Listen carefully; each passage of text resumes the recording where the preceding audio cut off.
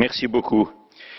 La difficulté dans laquelle nous nous trouvons prend sa source dans les défauts et les largesses eu égard à la confiance que les peuples attendent des dirigeants, permis par le code de conduite des commissaires.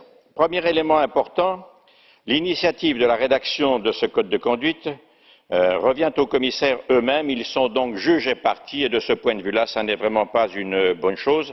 Ironie du sort, c'est la commission Barroso elle-même, en 2011, qui était chargée de la révision de la conduite, du code de conduite. On ne peut pas dire qu'elle ait été sévère.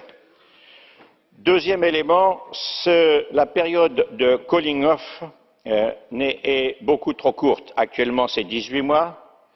Les textes législatifs pour lesquels les commissaires peuvent être lobbyés ont une vie beaucoup plus longue, beaucoup plus dure, 3 ans, 5 ans et même parfois, voire le PNR, une bonne dizaine d'années. Il faut donc revoir cette durée impérativement pour enlever tout soupçon. Troisième élément, me semble-t-il, qui est très important, le code de conduite des commissaires établit un comité d'éthique ad hoc, mais ce comité d'éthique est seulement consultatif, il est saisi par la Commission elle-même, alors qu'il devait être indépendant, souverain et pouvoir s'autosaisir. Alors voici mes recommandations.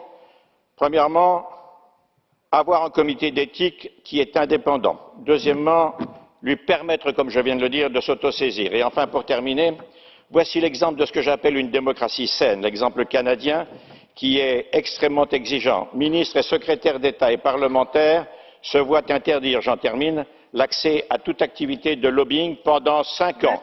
C'est un commissaire chargé de surveiller cette affaire qui fait la loi. Il est élu par le Parlement et pour 7 ans. Voilà une démocratie à bon entendeur. Merci.